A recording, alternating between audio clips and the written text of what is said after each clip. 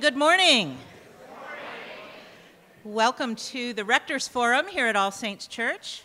It's always nice to have a buzz in the room, and I think we're going to have a really wonderful morning this morning. All Saints Church and the LA Times have had a love affair for years. We've shared some of our most treasured members, from the groundbreaking Jean Taylor Lesko to the wonderful Lou Fleming and Larry Stammer, both of whom covered religion locally and globally. Steve Lopez has graced this forum, and we love Ken Turan so much that we named a Sunday after him.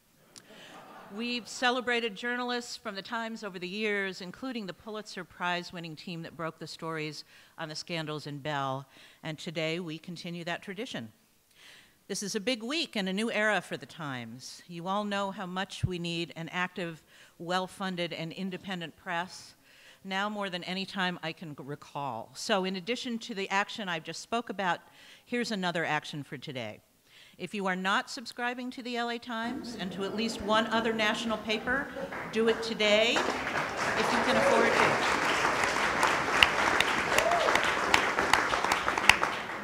to. So let me introduce our panel for this morning. Harriet Ryan is an investigative reporter for the LA Times. Since joining the paper in 2008, she has written about high-profile people, including Phil Spector and Michael Jackson, and institutions including USC, the Catholic Church, the Kabbalah Center, and Purdue Pharma, the manufacturer of OxyContin. She previously worked at Court TV and the Asbury Park Press, and she's a graduate of Columbia University. Matt Hamilton is a reporter in the Metro section for the LA Times. He has covered legal affairs, crime, and breaking news across California. He joined the Times in 2013 as an intern reporting on criminal trials in LA County. He was part of the team of reporters that received a Pulitzer for its coverage of the 2015 terrorist attack in San Bernardino. He grew up in Delaware, and studied Catholic theology at Boston College. Before completing a degree in journalism at USC, he edited magazines in Amman, Jordan. And we're so grateful that John Horn is with us this morning. John is the host of The Frame on KPCC, another institution you need to be supporting, a daily arts and entertainment program. He previously was a staff writer at the LA Times, where he covered the film business for more than a decade. He's an honors graduate of the University of California, Berkeley, with a degree in dramatic arts. And most importantly, he's a former member of the vestry here at All Saints Church. So I'm going to turn the mic over to John at this point to lead the conversation. We'll have time for some questions at the end, and ask you now to help me welcome Harriet and Matthew and John.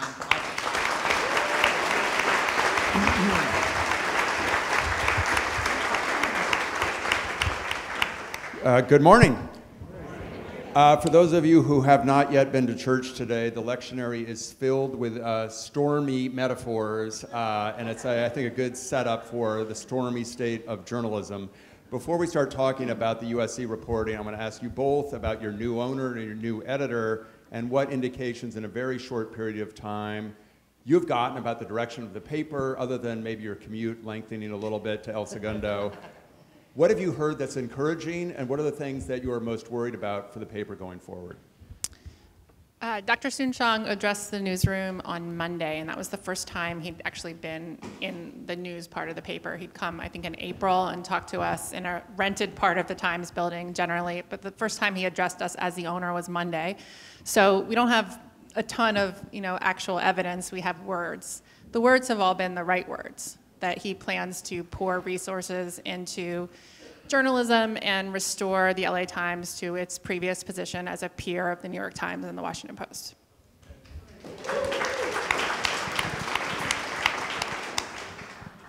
And we do have a new editor, excuse me, Norm Pearlstein. He's the former chief of Time, Bloomberg, Wall Street Journal. So he has a very long and distinguished career in journalism.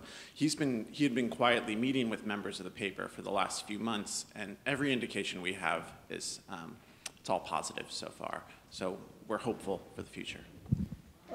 Before I start talking about the stories in particular, I'm going to talk about the tools that you have as reporters within the paper to do a project like this. And not only a project that's going to take a lot of time, a lot of resources, and a lot of staff, but also is going to go after an institution that is very close not only to the city of Los Angeles, but probably a lot of people who are also close to the LA Times. When you're beginning work on these stories, we can go all the way back to the first big story about Carmen Puliafito. What were the conversations that you had within the paper that made it clear that they were going to support you? And even as you started to get some reporting in, what was the pushback from USC about the things you were looking into?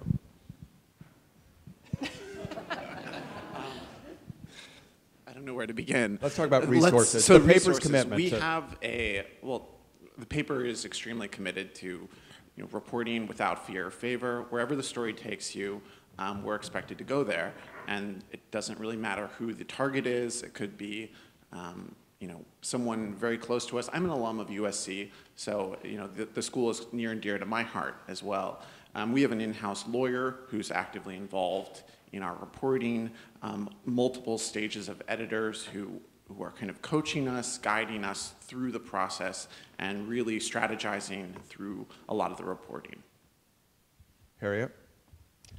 As far as the pushback from USC? Yep.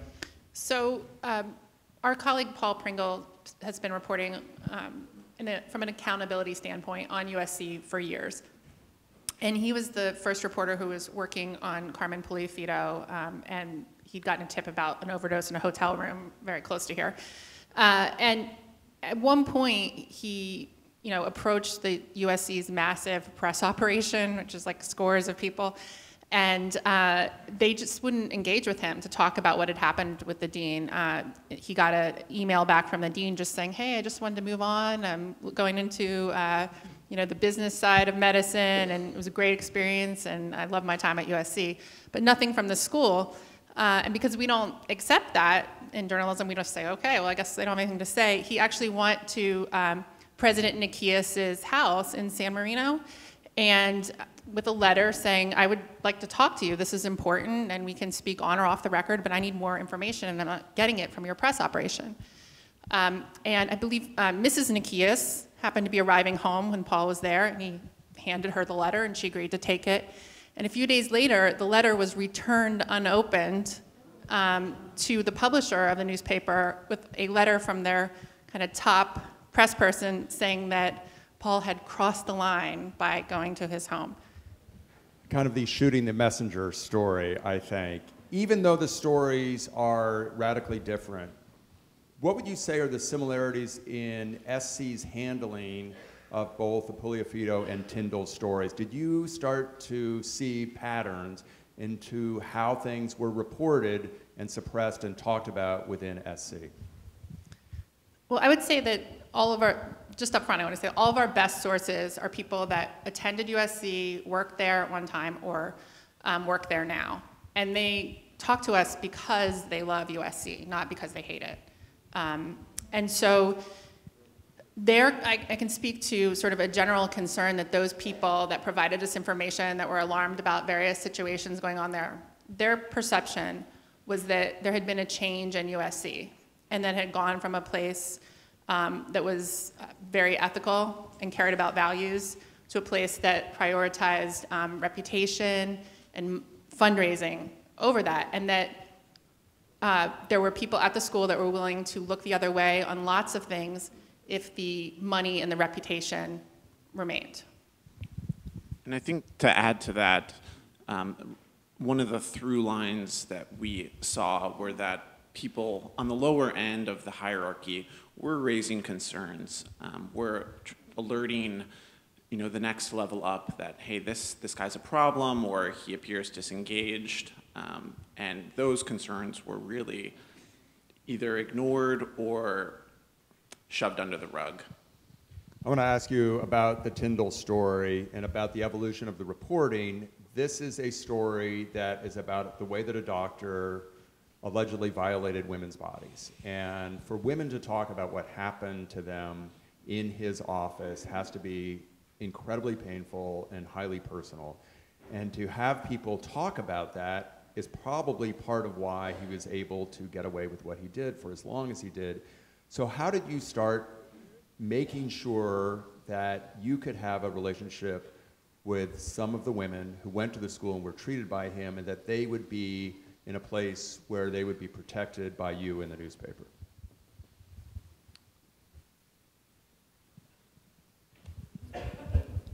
I don't know where to begin with. I think we make it clear to the people we talk to that we want them to describe exactly what happened, and we want to use very clear language, and it does take a long time to gain that trust, and it's really a process. It's not one phone call and we're done. I think it's involving this person, letting them know that we are committed to making sure their story gets out in a way that they're comfortable with. I always tell patients that I'm talking to, this isn't my story, it's your story.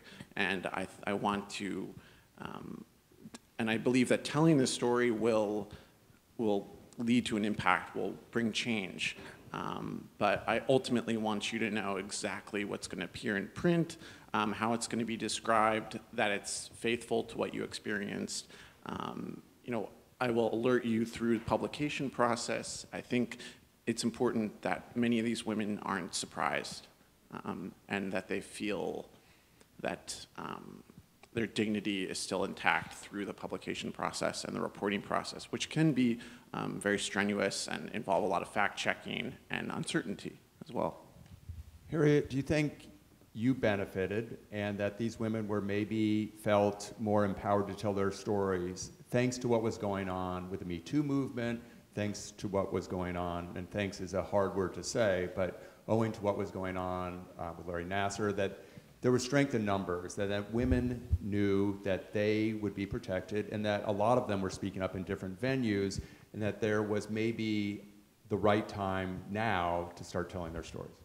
Oh, absolutely. I think, journalists in general have benefited from Me Too in terms of conveying to reluctant sources, other people are counting on you to speak up. This is your story, but potentially other people are affected. I think with the women who've talked to us, it kind of breaks down into before the first story and after the first story. And so we went to, we had information about certain women that we believed had complained or had been upset about their experience with Dr. Tyndall in years ago. And when we approached them, I can tell you that none of them said, oh, absolutely. I'm so glad you guys are working on a story about this. I was just waiting for your phone call. Most of the people that we talked to were like, yeah, I mean, that did happen. Are you guys writing about that? That kind of, because I think even people this happened to didn't fully understand, even though people this happened to and who complained at the time, and that was the very tiny minority of people, we believe, even those women didn't see kind of the full picture of how wrong what had occurred was until they read about it in the newspaper. We were fortunate that a few brave people were willing to speak with us before our first story ran. After that, our inboxes were just filled with women, some of them saying, please use my name, and other people saying, I don't want anyone to know, saying, this happened to me, and I thought it was weird at the time, and I told my roommate about it, or I told my sorority sisters about it, but it was, in their communications with us, it was formulating in their heads that they had been victims for the first time. It was just a weird experience, just another indignity you have to go through as a woman. It went from being that to, I was a victim of something that was possibly a crime. Just to piggyback on that, I think, it's just the nature of how this particular allegation of abuse occurred. It's for many of these women, it was their first time at the gynecologist. They have no frame of reference for what's appropriate and inappropriate, and it was relatively quick, just a few minutes, and it was over. And I think many people had a hard time placing that memory and categorizing it. And I think the story, once it came out, helped people frame it better. But I also think what was happening at USC was not dissimilar from what was happening at the Weinstein Company. And that was that people knew something was wrong and either felt that they couldn't say something about it, or there was a system around these people, and it might have been lawyers who were drafting NDAs, it might have been administrators who were like, this is okay, but you have to stop that, but we're not gonna report it here. That these were obviously people who were acting criminally, but they were surrounded by people who allowed that behavior to continue until you have people like, I'm going to say, Nurse Cindy Gilbert. Why is she so important to the story, and how is she rebelling against the institutions protecting somebody like Dr. Tyndall? So I think the attitude in that clinic and in many other bureaucracies was, yes, this is wrong, but there's no use in speaking out. If you draw attention to this, nothing will be done. You'll be slapped down. You may lose your job. They will make it incredibly uncomfortable for you, and nothing will really change. And it's such a defeatist, terrifying attitude, and I hate when I see it in America. It is like a third world dictatorship kind of mindset. It's really scary to see it at USC. Cindy Gilbert was a veteran nurse married to a USC surgeon, and she had a supervisory role on the second floor of the health center, so people that were coming for appointments they'd made in advance, not urgent care, she was in charge of the nurses and the medical assistants. And she's a very lovely person, very religious, and just a person who's of service to the students and to her, the people that reported to her, and they were complaining to her for years. And she had gone to her nursing supervisor boss, to the physician who was in charge of the entire clinic, and she was getting no satisfaction. She estimates that she made a half dozen or more reports saying, there's something weird about this guy. The exams are not right. The girls don't want to see him. And I think for most of us, if you hear like creepy gynecologist at a student health center, you're like, oh my gosh, like we should take care of that today, maybe like this minute. And she just said that the feeling she got was, stop talking about that, just follow the chain of command, do your work, you know. So she kind of made a big stink about it in 2013, nothing had been done, 2014, 2015. In 2016, she actually went to the Rape Crisis Center, which was on the floor above hers in the clinic, and she made an appointment with the executive director, a psychologist, and she described in detail what was going on, and she tells us that the woman was just astonished and said, that is assault. And from there, USC started taking it seriously.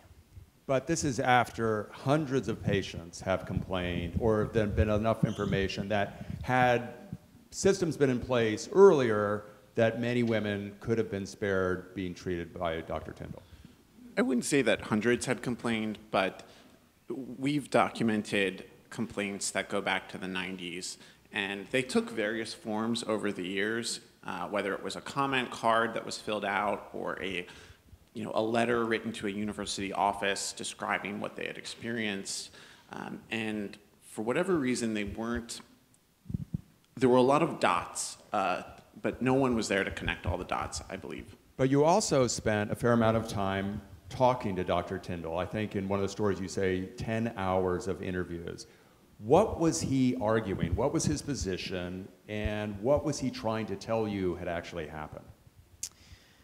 Dr. Tyndall is adamant that he did nothing wrong. And so we did spend 10 hours with him. And those conversations, he also provided us with like a chronology of what he felt had happened. And in those conversations, they were often extremely detailed. At one point, he'd referenced a textbook that he relied on that he said recommended what he was doing. And so Matt bought the textbook on Amazon, and we brought it to where we were meeting with him, and we went through it like line by line with him. He was highlighting things, describing things. I mean, I do wonder whether he could pass a lie detector test. I mean, I think he could. I believe that he does not think what he did was wrong. The university did a number of things wrong. Where would you say, what was their motivation? Because one of the things that struck me in one of these stories is that the university has, I think, 450 full-time employees in its development office. Is that part of the problem, that it's a school that's led as much by fundraising as it is by how it treats its students? And is that too easy a conclusion to draw? How do those two things coincide, do you think, in terms of how the school did and did not respond to both of these stories? Well, with Dr. Puliafito, the medical school dean, it's easier for people to make an argument that it was like a clear-cut money thing. He has bragged that he raised $1 billion for USC. Now, USC will tell you that's not true, but he has said that. And people that have criticized USC over their handling of Polifito have said, like, look, he was bringing in money for them, he was poaching important academics from other institutions. They didn't want to get rid of him for that reason. USC disputes that, but that's an argument. With Dr. Tyndall, it wasn't like he was raising money for them. He wasn't a professor, he wasn't doing research. I think that initially it seems like it was a structural thing where like the whistleblowing was just so discouraged. That's what's going on with the clinic. After USC did an investigation that determined that he was sexually harassing women in the way he was touching their genitals and the comments he was making, what they did after that is really, to my mind, troubling, and it does raise a lot of questions. They knew that he had seen tens of thousands of women over the course of his 27 years at the university. So somebody at the university knew, like, well, we should try to find out whether he did this to a lot of people. But they only did a survey of 2 months in 2016, and they sent the survey to both men and women. And in the end, I think only about 500 of Dr. Tyndall's patients in those 2 months, which is, I mean, he saw 500 people in 2 months, at least, got the survey, and just very few replied to it, and 2 people had a problem, but they didn't take kind of a really holistic approach to finding out whether their alums and students had been harmed. I mean, clearly, like, LA Times kind of did that by publishing its story and sending it out into the universe, and what they've heard back is it was an enormous problem. I mean, at least more than 400 women have come forward or have contacted the hotline. People are talking about incidents that occurred all the way back to 1989. And I do think there is a question about morals and ethics, and when they did realize, okay, this guy was not right and he did these things, why wasn't there more of an outreach to their community to find out what happened? And did they value their reputation, their desire to avoid a scandal, over getting help to those people? And did they report him, and how did they terminate his employment with the university? Because I think these are both critical questions. So they put him on leave in June of 2016, and thus began this very lengthy, almost year-long investigation. And through that time, he was never reported to the medical board. He was ultimately found, the university investigation found that he had sexually harassed students, patients, and his colleagues. Through this time, Dr. Tyndall was itching to get back to the clinic and repeatedly sending letters to USC administrators, trying to get his job reinstated. Ultimately, USC said, in Dr. Tyndall's account, USC said, we can fire you or you can resign. And Dr. Tyndall said, will you report me to the medical board if I don't resign? And the administrator said, probably. So Dr. Tyndall felt like he could resign, the university would change the findings of their investigation to no findings, and he got a financial payout. USC disputes this, but he did ultimately get a financial payout that has not been disclosed, and USC did not report him to the medical board until March of 2018, which was about a month after we began our reporting, and we knew that they were aware we were reporting. And didn't a lawyer last week talk about the settlement, and it was a good thing to have done? Yeah, there was a hearing in the state capitol last week, it was a week ago Friday, and a USC attorney who was, I guess, responsible, he was an outside counsel, I guess, advised them on reporting to the medical board, testified and said, we didn't have to, legally we weren't required to make that report for these various super complicated reasons. If you want to talk about it afterwards, fine.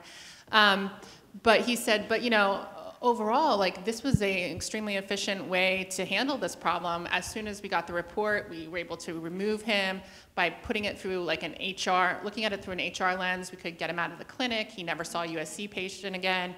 He told us he was going to retire, and all in all, it was an efficient process. The provost, USC's provost, has said similar words, said that, settlements, he said in effect that settlements are they look bad, but are an expedient way to and a common way to handle sticky employment situations. I was talking to a USC faculty member a couple of weeks ago who was inclined but ultimately did not sign her name to a letter urging the board to get rid of the president. It feels like some things have changed and some haven't. So in terms of what Rick Caruso is doing with the board, in terms of things that USC is talking about doing, what steps are they taking to make sure that you can be a whistleblower and that your complaint will be taken seriously and that you won't be disciplined for complaining? How are they trying to change the culture so that a faculty member can sign a petition, a nurse can go and report somebody's behavior and not feel that they're going to be penalized for trying to protect students on the campus of the school? So they've done various things like set up new bureaucracies. There's like a new way to report people that are not sexually harassing you or racially discriminating against you, but are sort of bad actors anyway. They set up like a new bureaucracy to handle that. They've hired a bunch of law firms. Gibson Dunn did an investigation for them last year. Now they have Al Melvany working on one. And those internal investigations are supposed to in some way examine like what actually occurred, but also kind of the cultural issues. But I think that there's wide agreement on campus that it's going to come down to who the next president of USC is. And is that person going to clean house? Is that person going to be somebody who is known, for their fundraising ability, for their academic research, or, who has successfully run an institution before? And is it going to be a male or a female? I know there's like a lot of people on campus who would like to see a woman running the school. Your colleague Maura Dolan has a story a story in today's paper by Maura Dolan about the potential, I think, civil liability to the university. What is going on in terms of criminal investigations, in terms of litigation? What might be the next stories that have come out of your reporting? So the Los Angeles Police Department has a team of more than a dozen detectives investigating complaints against Dr. Tyndall. They're looking at sexual assault charges. I mean, more than 50 women have come forward to police to file a report, so they have their hands full, and we believe that that case is progressing. Given the large number of detectives on the case, I think it's likely we could have a potential criminal case later this year. There are more than a dozen lawsuits that have been filed with, I believe now at this point, over 100 plaintiffs. So the USC and Dr. Tyndall himself faced tremendous financial exposure, which is just ironic given the emphasis on fundraising. It's caused tremendous reputational harm and will ultimately cost them dearly if they elect to pay a settlement. But that could run anywhere from a few million to several $100 million, just given how this shapes out. Harriet, I'm going to ask you this last question before we hear from the audience a little bit.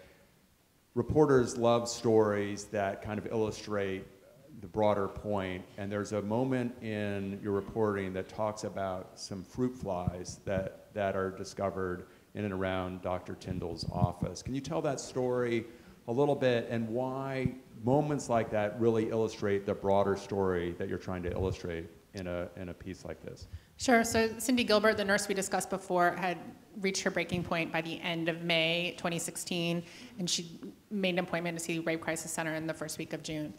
Within days of that, a fruit fly infestation gripped the second floor of the Student Health Center, and there were flies landing on patients, landing on doctors, and they were trying to talk. It was really disgusting.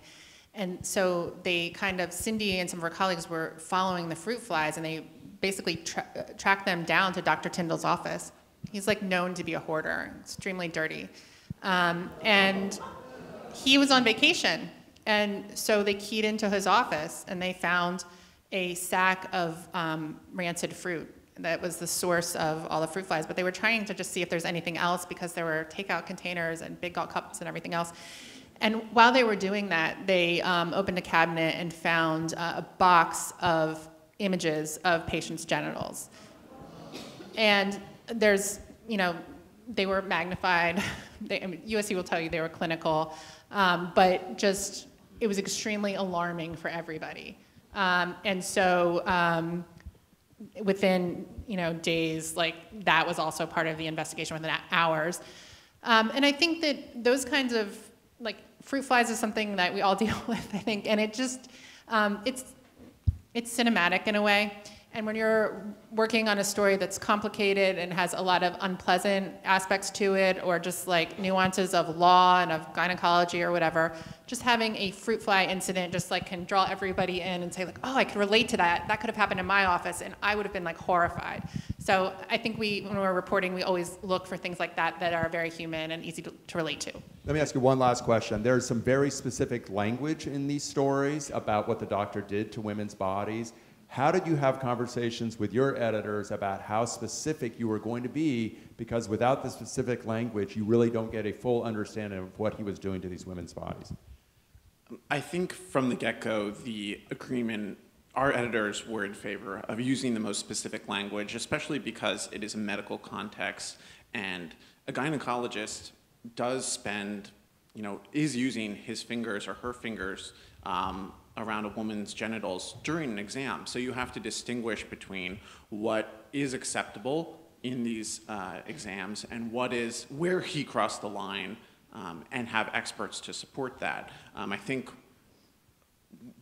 our editors were all men on this, actually, and our lawyer. So I think it wasn't so much everyone was in favor of using the clearest and most precise language. I think there was also a bit of a learning curve for me personally,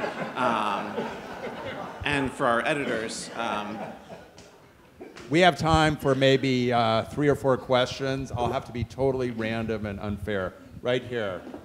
We've got a microphone coming, so hang on one sec. No one or institution lives in a vacuum. What in our culture do you think may have contributed to this sense of the value of money and reputation over human ethics at USC?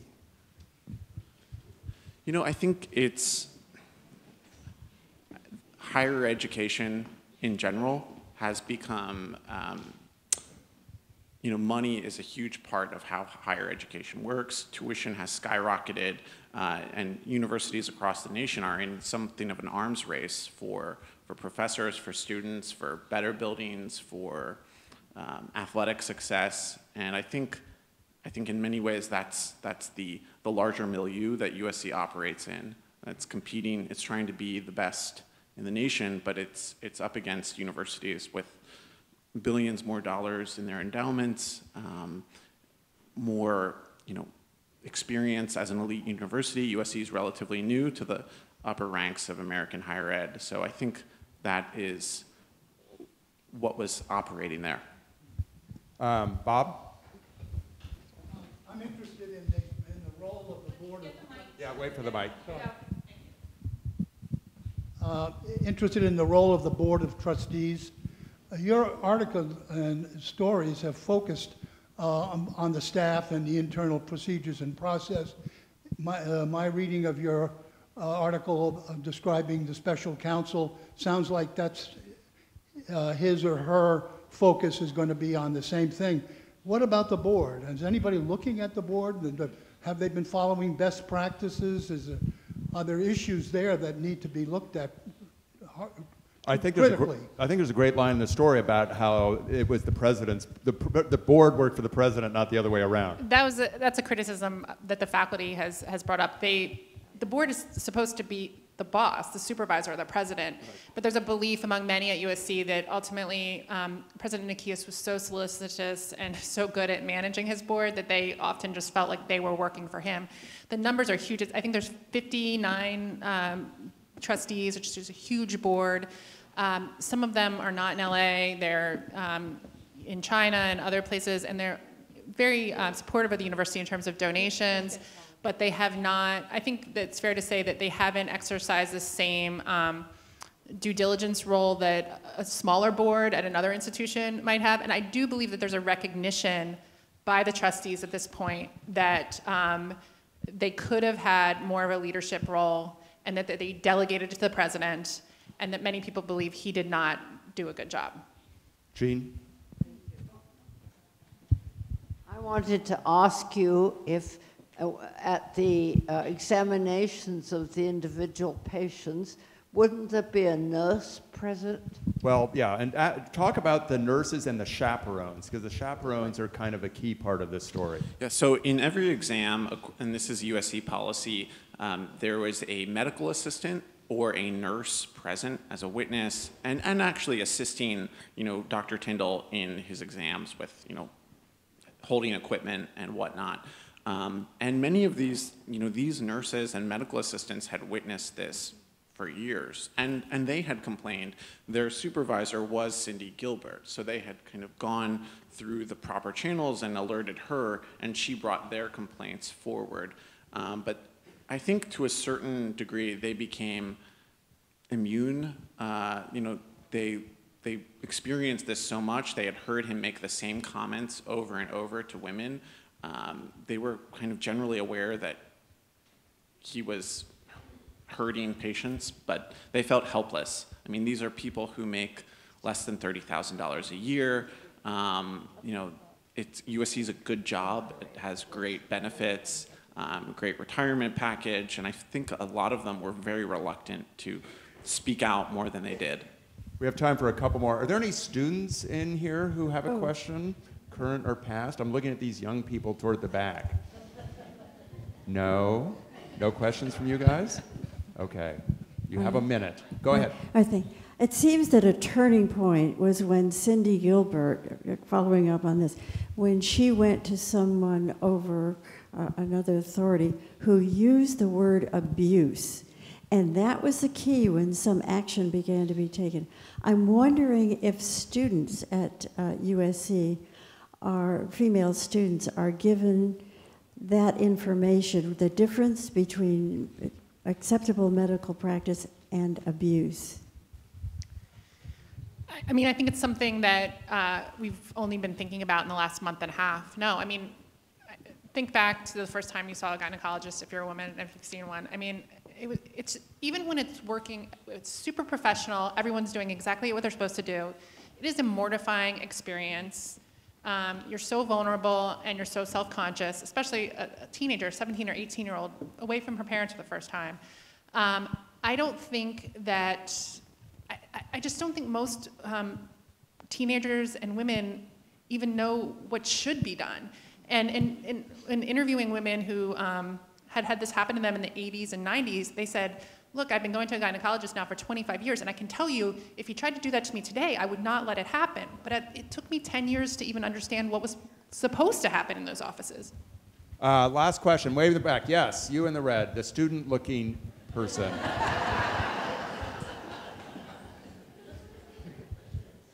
Have you got any other complaints from other colleges or universities after the story was written?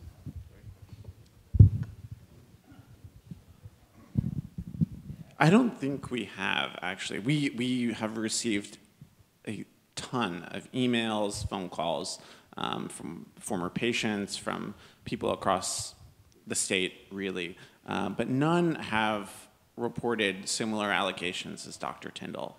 I'm going to ask one last thing before we let everybody go. I'm thinking back to this idea when you showed up at the house of the president because the press office, the media office at USC was not doing anything to help. In fact, they were hindering.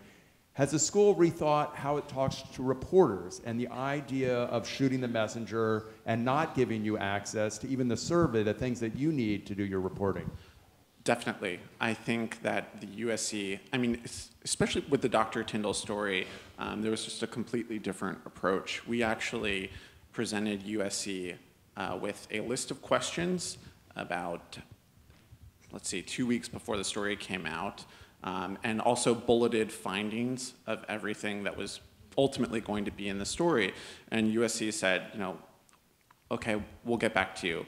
And we had ultimately set up a time to interview USC's chief compliance officer and the administrator who oversees sexual assault Title IX, as well as a USC press office representative was there. This was actually on commencement day. So it was right after their main commencement, but before the universities have their individual ceremonies. So we kind of showed up on campus. and students are in gowns, and there's families taking selfies, and we're in this office talking about this explosive story. It was somewhat surreal moment, but USC, ultimately confirmed so much of the story and shared even more findings that made it in. So their approach to this, because it was such a damning story, was much more openness, much more engagement, and I think they realized that's just ultimately a better way to work with reporters. 2 closing remarks. Again, if you weren't here at the beginning, do subscribe to the LA Times if you're not a current subscriber.